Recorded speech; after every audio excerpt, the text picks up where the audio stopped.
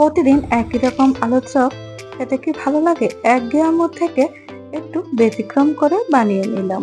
আসসালামু আলাইকুম viewers, welcome back to my channel আপনাদের কুকিং ওয়ার্ল্ড। আজকের রেসিপি পুর ভরা আলুর চপ। আশা করছি আপনাদের ভালো লাগবে। এখানে আগে পুরটা রেডি করে নিচ্ছি। চুলায় একটা প্যান বসিয়ে দিয়েছি, এতে 1 টেবিল চামচের মতো দিয়েছি রেগুলার রান্নার তেল। তেলটা গরম হয়ে গেলে এখানে হাফ কাপের মতো দিয়ে দিয়েছি চিকেন কিমা। চিকেন কিমাটা বেশ কিছুক্ষণ তেলের মধ্যে রান্না করব। চিকেন থেকে যেই পানিটা বের হবে ওই পানিটা শুকিয়ে গেলে অন্যান্য উপকরণগুলো মিশিয়ে নেব। প্রথমে দিয়ে দিচ্ছি হাফ চা চামচ লবণ, হাফ চা চামচ জিরা গুঁড়ি, হাফ চা চামচ মরিচের গুঁড়ি, হাফ চা চামচ ধনিয়া গুঁড়ি, হাফ চা চামচ গরম মশলা গুঁড়ি, হাফ চা চামচ আদা বাটা, হাফ চা চামচ রসুন বাটা। এখন সবগুলো উপকরণ চিকেনের সাথে ভালোভাবে মিশিয়ে নেব।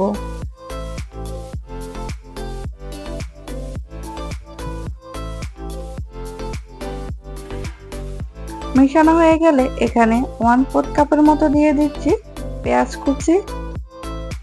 2 থেকে 3টা কাঁচামরিচ এভাবে কুচি করে কেটে দিয়েছি। 1 টেবিল চামচের মতো দিয়েছি ধনেপাতা। এখন এগুলি 2 মিনিটের মতো নেড়ে চেড়ে ভেজে নেব। এই যে আমাদের পুরটা একদম রেডি। এখন আলু রেডি করে নেব।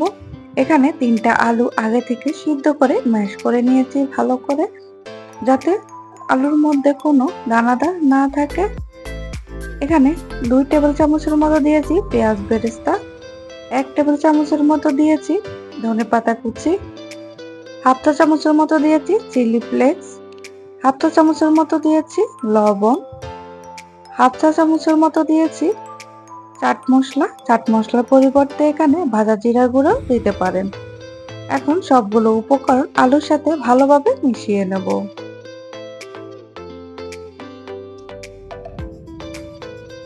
মিশানো হয়ে গেছে। এখন আলুর চপগুলো তৈরি করে নেব।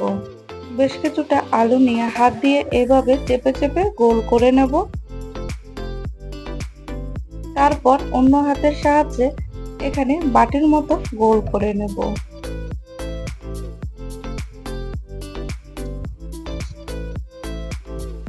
এর মধ্যে আগে থেকে তৈরি করা যে চিকেনের পুরটা ছিল ওই পুরটা দিয়ে দেব।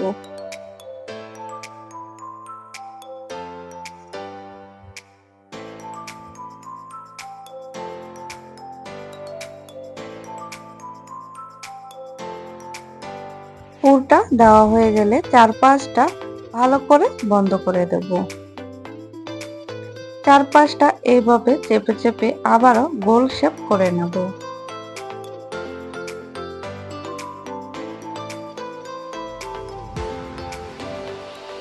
এই যে এভাবে একটা আলুর চপ রেডি হয়ে গেছে।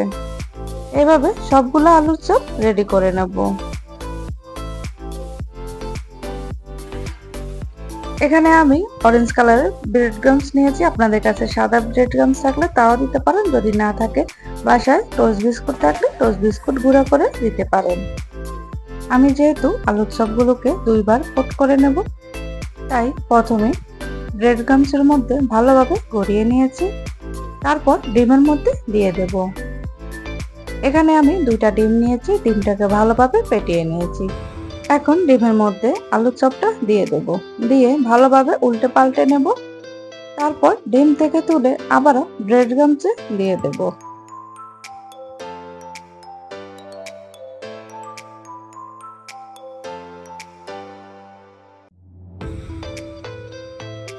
ব্রেড ক্রাম্বসে দিয়ে আবারও উল্টে পাল্টে ভালো করে গড়িয়ে নেব।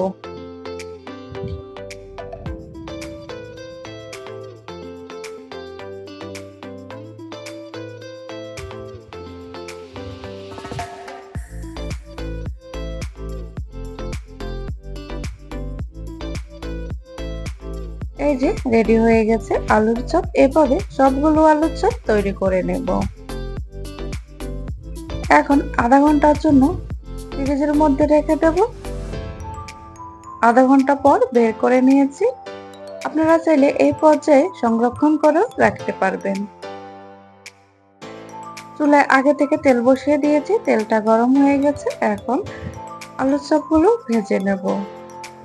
যেহেতু এখানে সবকিছু আগে থেকেই রান্না করা আছে, তাই ভাজতে বেশি সময় লাগবে না। এক পিঠ গোল্ডেন ব্রাউন কালার হয়ে গেলে অন্য পিঠ উল্টে দেব।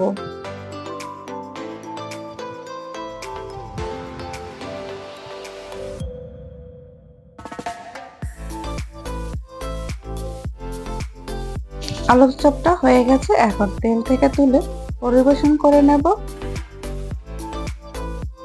এই যে রেডি হয়ে গেছে আমার গুড়ে ভরা আলুর চপ। আশা করছি আপনাদের ভালো লেগেছে। ভালো লাগলে প্লিজ আমার চ্যানেলটিকে সাবস্ক্রাইব করবে আর একটা লাইক দিয়ে দেবেন। এখন আমি আপনাদেরকে একটা আলুর চপ কেটে দেখাচ্ছি ভিতরটা ঠিক কেমন হয়েছে। দেখুন ভিতরটা পুরো একদম ঠাসা। আজকের ভিডিওটা এই পর্যন্তই। ভালো থাকবেন সবাই। আল্লাহ হাফেজ।